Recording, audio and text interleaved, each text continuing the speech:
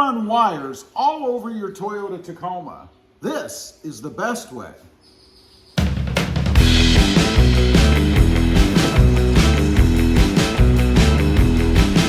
Well, good afternoon, everybody, and welcome back to RobMotive. And that's right, don't run wires all over your Toyota Tacoma. It's not necessary. There is a better way.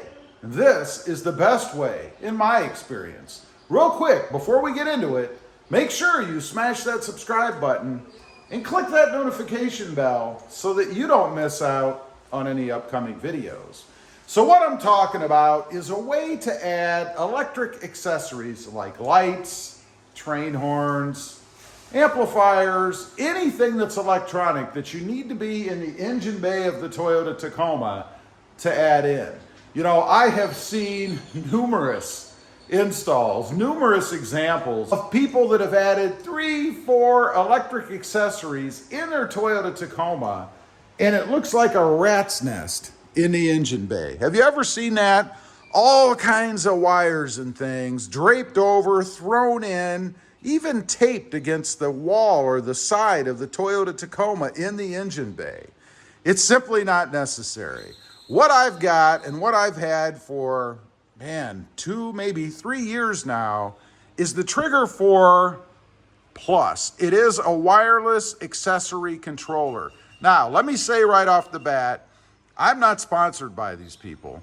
I put it in here because I wanted to try it out. I liked it, and I am never going to go back. So, what am I talking about with all the wiring? Where is the wiring? Because when you add things like the grill lights that I have across the front here, like the light bar that I have right down there, and I even had a train horn in my other truck right over here, the wires have to go somewhere, right? I mean, where are they? Well, in this case, you connect them up to a plug that's on the Trigger 4 unit, and you can get them with 4 or 6 different plugs. It depends on what you want. Obviously, the more you get, the more expensive it is. But you plug it into an adapter that comes with the kit, and then you plug it right into one of the wires that come out of the unit itself. That's it.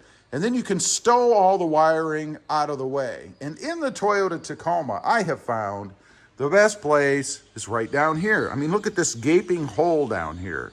You know, everybody always talks about how much room there is on the front of the Tacoma, how much wasted space. Well, you might as well utilize it. Put all your wires and stuff down here. You can zip tie them together. They're nice and secure. They're not going to go anywhere. And they're not laying all over the top of the engine bay. You know, one fear I've always had in adding wiring, other than, you know, smoke and fire, is the fan down here. We, of course, have a fan right there. And what happens if some of that wiring mess gets caught in your fan?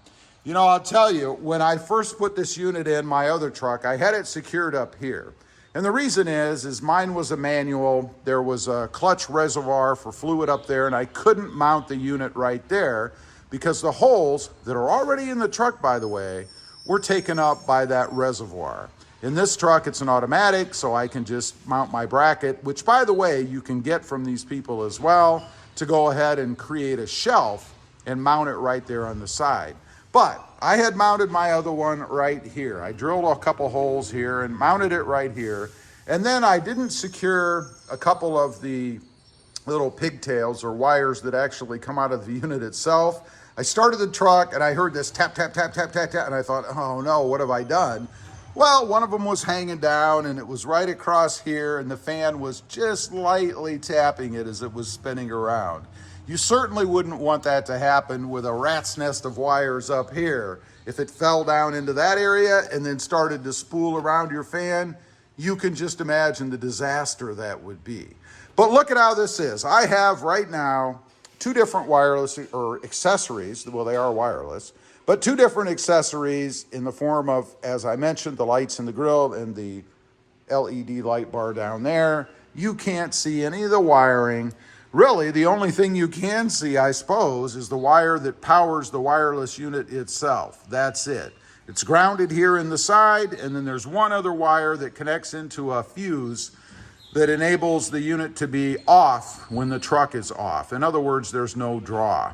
I would highly recommend you do that. I left that off when I did it my first time because I wanted to have power to that unit all the time so that I could turn this light on or the lighting on whenever I wanted.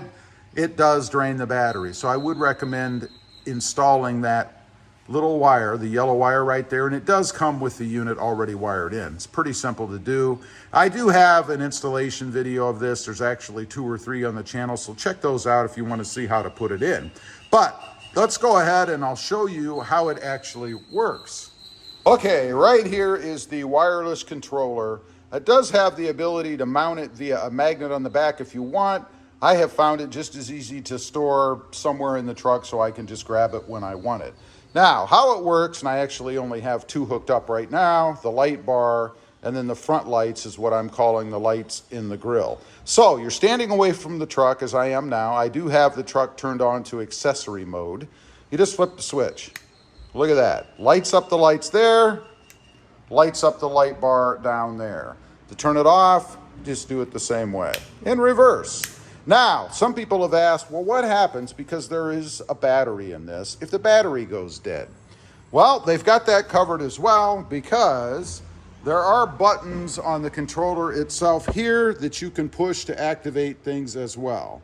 So you don't have to worry if the battery goes dead. You can turn everything on right here. As you can see in the front, everything is on right now. Just a push of the button or buttons and everything goes off.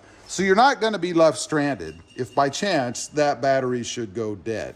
Now, there are fuses in here, and that's another thing I like about this. Everything is fused through this unit. So if I'm drawing too much power or something happens, I'm going to pop a fuse in the unit here as opposed to burning something up or popping a fuse in the fuse panel down here. It's just a handy device, something that is very useful, in my opinion, if you're adding electrical accessories, and it makes it easy too. Once you have the unit installed in the truck, you merely have to wire the included end that comes to whatever unit it is that you're installing and then plug it in. I have my extra 2 zip tied up behind the unit right there. You can see they have some blue tape on it just to keep them numbered. And that's it. It's just that simple. Like I said, I've had this on for 2 or 3 years now, and I haven't had any issues with it. It works flawlessly, and I really do think it's the way to go. You know, recently I added some ditch lights to my Jeep Gladiator. I'll show you guys out there. If you haven't seen that video, it's over on the RobMotive JT channel, but right there. And in doing so, I had to run wires all over the place, figure out a way to get through the firewall, mount a switch inside, drill a hole in the knee plate to put that switch. None of that's necessary with this unit. And the good thing about it is it's portable. If you sell the truck, you want to move on to something else, you just unbolt it, pull it off, and you can take it with you. Pretty darn simple. Anyway, I just wanted to get on here, let you guys know, don't run wires through the Toyota Tacoma. Don't create a rat's nest underneath the hood. There is a better way, and it is the wireless controller. There will be a link down below if you want to check it out for pricing and all that good stuff. There are many different versions. This is the particular one that I have, and it's worked great for me. Leave a comment, let me know what you think. Have you ever tried any wireless controller, and how did it work for you? I'd be curious to know. Again, real quick, if you didn't in the beginning, do me a favor, it helps out the channel. Smash that subscribe button and click that notification bell so that you don't miss out on any upcoming videos. I do have 2 additional channels. As I mentioned, RobMotive JT, all about the Jeep Gladiator,